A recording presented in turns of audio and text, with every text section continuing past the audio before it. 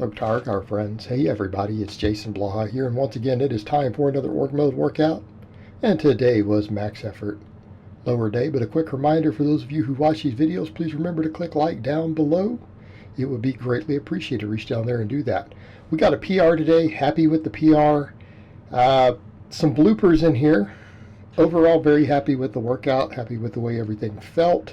Realized as I did some stuff, my adductor just doesn't like ultra wide stuff because I got this PR, and this time I only went up a small amount, bumped 2.5 pounds, but it was so much smoother than the last one, 2.5 pounds lighter. We didn't have the bar get catawampus, and maybe those of you who are not from Texas might not know that term. It means it got a bit sideways, but as people already noted, it seems pretty deep. Several people commented on that. But it was hard. Like I'm not going to come in and say, oh yeah, that was easy, even though I timed it and it's exactly a 3-second rep. In theory, a 3-second rep shouldn't be a true max. But I'm going to tell you, it felt like a true max. And it didn't feel like a 3-second rep. And when I racked it, I saw stars in front of my eyes. So, it was tough. I don't think I had much in the tank. And I'm not going to even try to estimate how much was in the tank, but if it was anything, it was not a lot. Like, not more than 5 pounds. But happy with it, and you guys saw the thumbnail from the original thing as far as depth goes. It goes pretty quick. So a lot of times, because I come out of the bottom pretty quick on a lot of these lifts, it might be hard to guess, but that's why we had the thumbnail. Happy with it. Then I did a deadlift, and you know what? I pulled conventional today. I was going to try to pull sumo, and my adductor hurts so bad, even with like 300 pounds on the bar. I'm like, I can't do it. Let me just pull conventional today. Let me just come in, because I didn't pull last lower day because of that minor adductor situation. And let me just pull conventional, walk in and just get a nice, easy, clean pull. Now, I've already had a couple people who don't understand. They're like, haven't you pulled more? I don't understand. It's called a training max, guys. I just wanted a nice, good pull to practice pulling heavy again. It's been a week since I pulled, okay? And I need to come in and pull some decently heavy singles. Doesn't matter that it looked real fast, and it is real fast. Yep, just a nice, easy pull, held it at the top. Okay, that's probably the next one. That was still the ramp up. But the same thing, you know, it wasn't super challenging.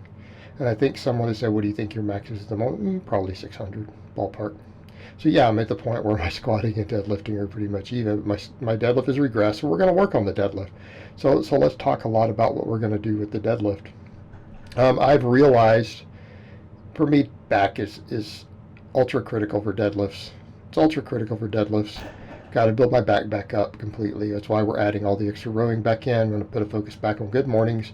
When I hit that 615 super easy 11 months ago, what had I been doing? Well, the different safety bar, but a lot of safety bar good mornings with narrow footing. I was doing the more straight leg, stricter good morning, not the power good morning. I got real strong at power good mornings earlier this year, and look what happened to my squat. My God, I've hit 600 on one of my bars. Okay, they work. You guys will also notice I'm taking a little bit narrower of a stance here. Why? I'm noticing that again, that part of my thigh, it gets a little inflamed if I don't go real narrow and stuff. So I can go narrower, and it was fine. I felt it slightly on that max, but nothing bad. Nothing bad. I felt it a lot when I tried to ramp up on a sumo. So look, maybe I'm just not built for sumo. Because even when I've done a bunch of sumo, my conventional just goes up, and my conventional is stronger than my sumo. When I was at my strongest on sumos, I've come in and PR'd better lifts on my conventional. Right? When I had done nothing but sumo for a long time. And now I try to go back to it, and it feels like my body just doesn't like it. My thighs don't like it. And, you know, and I seem to get good depth, and I'm real strong with slightly narrower stance squats. Now, my squats are still wide stance. Like, these are not Olympic shoulder width squats in general. These are a hair narrower for the rep work, mainly because, again, it's a little easier just on my whole groin area. But these are still pretty wide. I mean, keeping in mind, guys, I am not a narrow guy, and it's outside my shoulder width. So, perspective. perspective. And people who've met me at events and expos understand what I'm saying when I say that I'm wide. It's my structure. It's not because of just muscle. My shoulder structure and everything is very, very wide. It's considerably wider than the average person. And it has been since I was like 12 years old. So, and I'm outside shoulder width. So this is a fairly wide stance. Not ultra wide. And I seem to get the best leverages because I've played with all of it back and forth. And it may be the way for me to go. And definitely on the rep work, it's the most comfortable way to do the rep work. It's the most comfortable. Not that it's comfortable to do 10s at 70%, which is what I did. Do them 10s at 70%. But looking at certain things, look, as far as my hamstrings go, yes, I always need more hamstring. And I love the glute ham device. But every time I go and focus and I get a lot stronger at the glute ham raise, it goes up. I hit really, really crazy numbers on it as far as being able to do high reps with weight on the hard settings. My deadlift doesn't go up. And let's be honest here, it's a good injury prevention tool. It's a good overall hamstring developer for someone who lacks hamstrings. I get the best deadlifts when I do stuff that involves hip extension of the hamstrings, which tends to be certain types of good mornings. I mean, the reverse hyper seems to help for me too. Because again, I was focusing really hard on the reverse hyper back when I hit the really ugly 625 deficit later. It's like 6 months later. But again, lockout was bad. There was some back weakness, upper back weakness, some grip weakness on it, which we're largely correcting. So, but the lower back really worked. And as far as the hamstrings go, I didn't have the hamstring weakness then. Those things are what really build my deadlift. So that's what we need to do. Now, I did pull a single set of 10 with 405. And no, that's 10 pounds more than 70% of what I just hit on the training max, because it was a training max. I mean, realistically, I just calculated as if I could easily pull 15 pounds more. And we did this. This set wasn't super challenging. It was hard. I got some effective reps, right? I definitely felt my back. But it wasn't, an all-out AMRAP by any means. Also, I wanted to mess with these straps a little bit. I've noticed the figure 8 straps with the deadlift bar at rep work, it still messes with one part of my hand. It chews the edge of one of my fingers off, no matter how I set it up. So I wanted to mess with these a little bit, find some leverages with it for the rep work, find what feels good. And I want to do at least one good set of rep work every lower workout on a deadlift. So we'll continue to kind of build the movement pattern, build the muscle specific to the deadlift. But we're going to focus more on the good mornings to build the deadlift. The good mornings, all the rowing, the upper and mid back work, the reverse hypers. And I don't look happy at the end of that because there's nothing fun about repping a deadlift.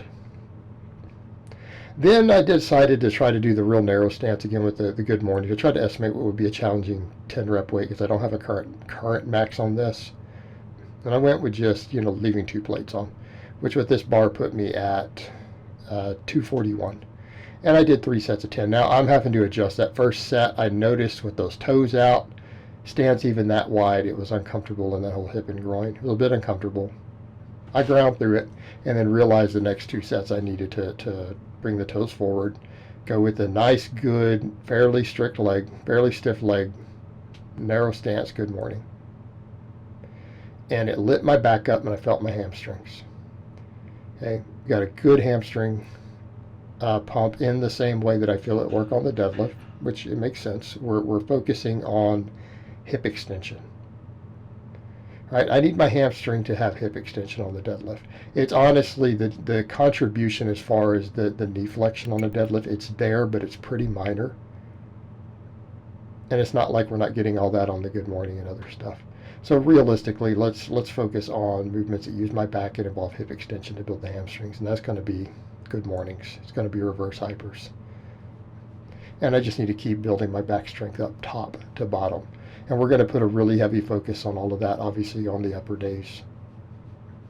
Rebuild all that back to at least the size it was before when I hit my heaviest pulls, and bigger.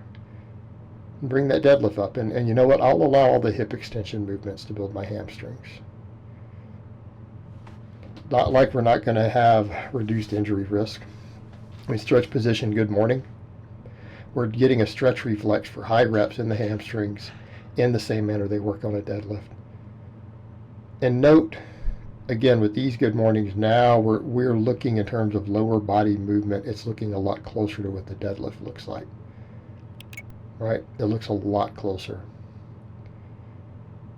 And especially when I'm taking that slightly narrower stance, and it feels a lot closer to what I feel on a deadlift, but this is way easier to recover from.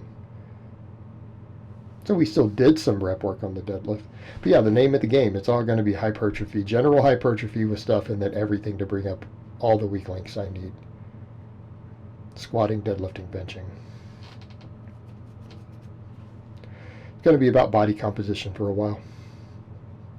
Because people are asking, hey, what happened to all the 3s and 5s? Well, they do start to beat me up eventually. 10s don't beat you up the same way. Like right now, as I'm doing the voiceovers for this, I don't feel tired at all. Like, I don't even really felt like I worked out. I don't feel any different than when I got up this morning. Maybe a little bit of fatigue in the legs, in the back. But I'm not beat up. All those 5s and 3s, they do start to beat you up after a while. And I love them, and I think you can get brutally strong that way. And now we come over to the blooper. All right, guys, I actually took advice other people gave last week, and I ordered a Landmine. It came in yesterday. Figuring out how to set this up and make it work was a nightmare. A blooper. I got 8 reps with this, and this is 225. Getting the position, it slid out of the thing, and you guys watch on rep 8, it flies up into the air. Ending my set. I'm going to leave the blooper in. You know what? Because we keep it real here, but notice my range of motion sucks. I can't get as deep as I need to get.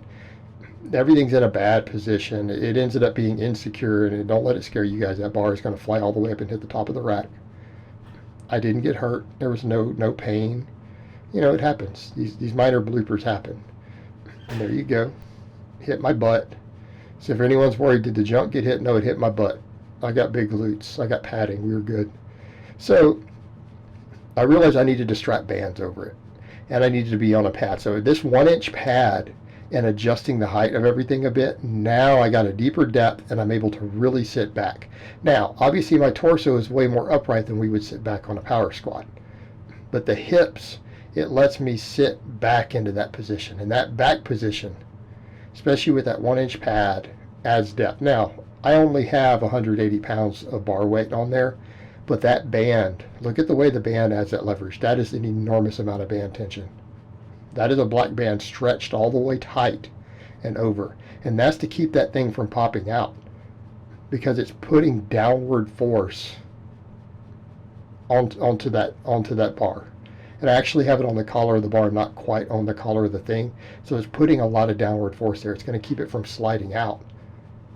But that's adding weight, and I have no way to quantify how much weight it's adding. But I know that even with only 180 pounds, I got a burn in my quads and my hips. Now, because I'm worried about it flipping, and I've got to be careful how much weight I load on the front in this setup, we might have to mess with progressive band tension on the back end, because it's adding weight at the bottom too. Like it's not a case of, oh, it's just lockout. That band is stretched real tight. Real tight. Like for me to get it over those pegs took at least 50, 60 pounds of force just to get it over those band pegs. So that's stretched all the way across. But it works. And it gets me into that deep position. Now, obviously, torso is not in the right position where it would be with a bar, because you can't really lean forward the same with the belt.